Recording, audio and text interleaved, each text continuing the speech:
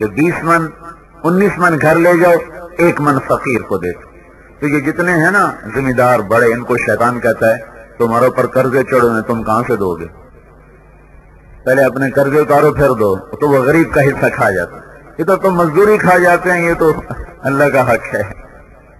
ہاں، مزدوری کھانے سے رزق ناپاک ہو جاتا، مزدوری رش ہاری کو اس کا حق نہ ملا تو دانا دانا سیاہ ہو جائے گا اور دانا دانا بے برکت ہو جائے گا، اور اس میں سے زکات نہ نکلی۔ ایک پیسے کی زکات ہے جو روپے کی شکل میں، ایک ان فصلات کی زکات ہے جو غلے کی شکل میں۔ کہ جتنا اللہ نے دیا ہے اس میں سے 20واں حصہ نکالو اور جاؤ غریبوں کو ڈھونڈو اور ان کے گھر پہنچاؤ کہ بھائی اللہ نے مجھے 1000 من گندم دی ہے، 2000 من گندم اللہ نے مجھے دی ہے، یہ 100 من غریب کا ہے، آ جاؤ بھائی۔ بنائے ایک میں نیت کی کہ میں نے اس میں عشر نہیں دینا، دوسرے پلاٹ میں نیت کی کہ جو ضیاء الحق کا عشر ہے وہ دینا ہے، تیسرے میں نیت کی جو اللہ کا عشر ہے وہ دینا ہے۔ اس نیت کے ساتھ انہوں نے کپاس کو لگایا۔ سب سے زیادہ اس پلاٹ میں سے کپاس نکلی جس میں اللہ کا بنایا ہوا عشر نکالنے کی نیت کی تھی، وہ سب سے زیادہ نکلی۔ اس سے کم ضیاء الحق والا عشر، اور اس سے کم جس میں یہ نیت تھی کہ میں نے دینا ہی کوئی نہیں۔ تو یہ سارا علاقہ ذمہ داروں کا ہے، آئے بھی ہوئے ہیں، میں سب کو سنا رہا ہوں کہ بخیل نہ بنو، ظالم نہ بنو، غریب کو اس کا حق دے کر زیادہ دو تو واپس 10 گنا ہو کے تو فوراً واپس آئے گا، اور بے شمار گنا ہو کے اللہ کے خزانوں میں جمع ہو جائے گا۔ اور جو دعا دیں گے وہ اس کے علاوہ ہو۔ کسی غریب کو کپڑا پہنا دو، جب تک اس کے جسم پر وہ کپڑا رہتا ہے اس کپڑا دینے والے کے لیے ایک فرشتہ نیکیاں لکھتا رہتا ہے، لکھتا رہتا ہے، لکھتا رہتا ہے۔ تو اسلام 2 چیزوں کا نام ہے، ایک اللہ کا حق، ایک بندوں کا حق۔ اللہ کے نماز کے بغیر بھی معافی کوئی نہیں، سارے سندھ میں سخاوت کی دیگیں چڑھا دیں اور گھر گھر میں پیسے کی بارش کر دی، اگر نماز نہیں پڑھتا تو یہ سب مردود ہو جائے گا۔ نماز تو پڑھتا ہے لیکن لوگوں کا حق کھا جاتا ہے تو یہ اس کی نمازیں مردود ہو جائیں گی، اس کی نماز اسے بچا نہیں سکتی۔ کسی کے 4 آنے 25 پیسے کھا گیا تو 700 نمازیں دینی پڑیں گی اللہ کے دربار۔ تو بھائی جیسے مال کا حق ایسے عزت کا بھی حق ہے، جیسے مال کی چوری ہے عزت کی بھی چوری ہے۔ اگر میں نے کسی کو ماں بیٹی کی گالی دی تو میں نے اس کی عزت پہ ڈاکہ ڈالا ہے۔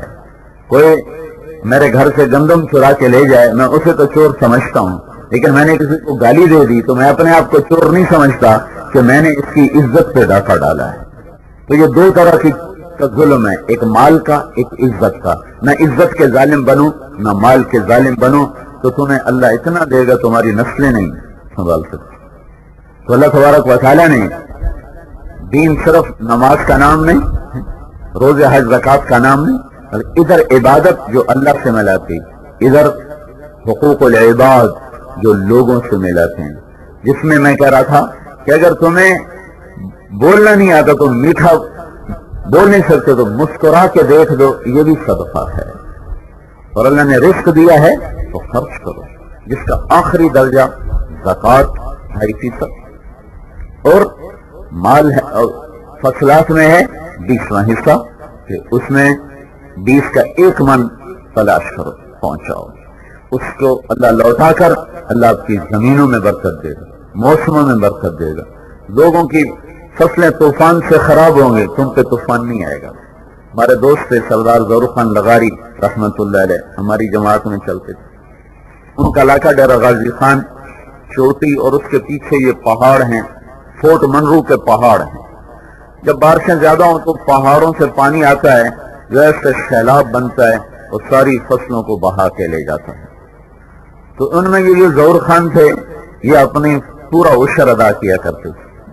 تو اس سال ہوئی بارشیں اور اوپر سے طوفان آیا پانی کا، اور یہ سامنے جا رہا ہے۔ یہاں ان کے 100 ایکڑ کپاس لگی ہوئی ہے، 100 ایکڑ کپاس لگی ہوئی ہے۔ وہ پانی یوں آیا اور جب ظہور خان کی زمین آئی تو اس نے یوں منہ موڑا، یوں رخ موڑا، اور یوں ہوتا ہوا 100 ایکڑ کو چھوڑ کر پھر آگے ہر شے تباہ کر کے چلا گیا۔ پورے علاقے میں سارے لغاریوں کی ایک ایک بوٹا اللہ تعالیٰ نے اکھاڑ دیا اور ظہور خان کا ایک پتا بھی نہیں گرا کہ وہ اللہ کا حق دیتا تھا. اللہ نے پانی کو کہہ دیا ادھر سے ہٹ جا، یہ میرے غریبوں کا خیال کرتا ہے.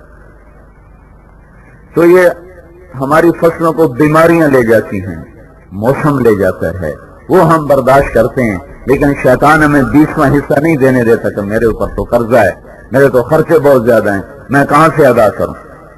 یہ ہمارے پنجاب میں بھی یہ ہوتا ہے، تمہارے سندھ میں بھی یہ ہوتا ہے. تو بلوچستان سرحد میں تو ویسے ہی ذمہ دار اتنا کوئی نہیں ہے، لیکن جہاں ہے وہاں شیطان کا یہ چکر ہے کہ وہ اللہ کے غریب بندوں تک حق نہیں پہنچانے دیتا. اپنا جتنا مرضی خرچ کر لیں، غریبوں پہ خرچ کرنے کے لیے ہاتھ بند ہو جاتا ہے.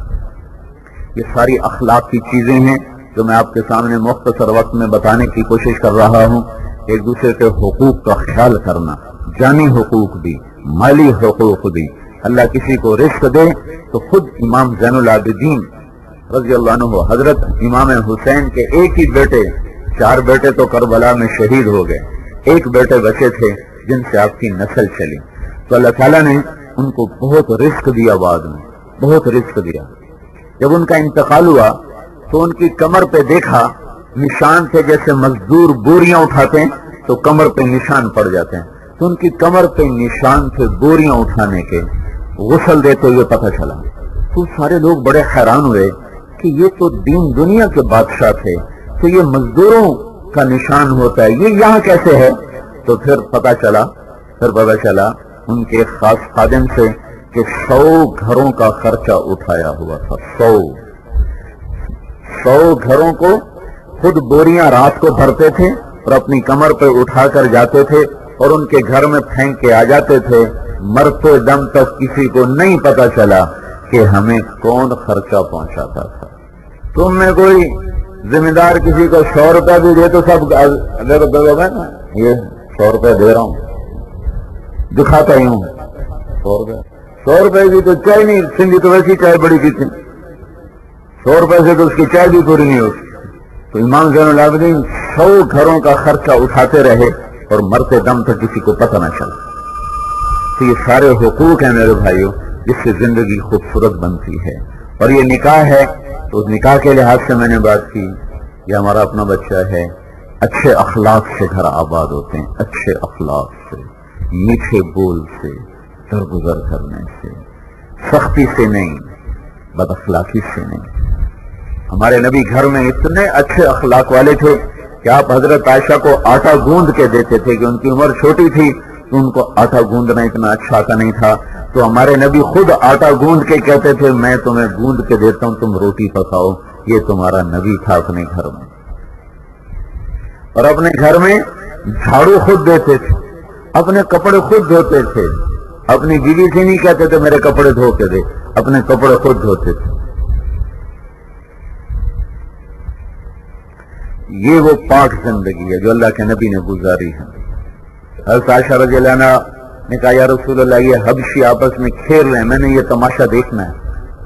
تو آپ اپنے دروازے کے آگے کھڑے ہو گئے، پردہ بنایا، اپنے جسم سے پردہ بنایا، ان کو پیچھے کھڑا کیا اور حضرت عائشہ دیکھتی رہیں. جب تک حضرت عائشہ کا دل نہیں بھرا تو آپ کھڑے دکھاتے رہے. جب انہوں نے کہا بس تو پھر آپ وہاں سے پیچھے ہٹے. یہ آپ کے اخلاق تھے گھر میں. ایک صحابی نے پوچھا اللہ کے رسول کیسے تھے؟ تو دوسرے صحابی نے کہا ہر وقت غمگین رہتے تھے، ہر وقت فکر مند رہتے تھے. یہی بات ایک صحابی نے حضرت عائشہ سے پوچھی کہ اللہ کے نبی کیسے تھے؟ تو انہوں نے کہا ہر وقت ہنسنے والے تھے، ہر وقت مسکرانے والے تھے. جب گھر میں ہوتے تھے ہنسنے والے، مسکرانے والے، جب باہر ہوتے تھے تو فکر مند اور غمگین پن. ایک دفعہ جہاد سے واپس آ رہے تھے حضرت عائشہ صاحب،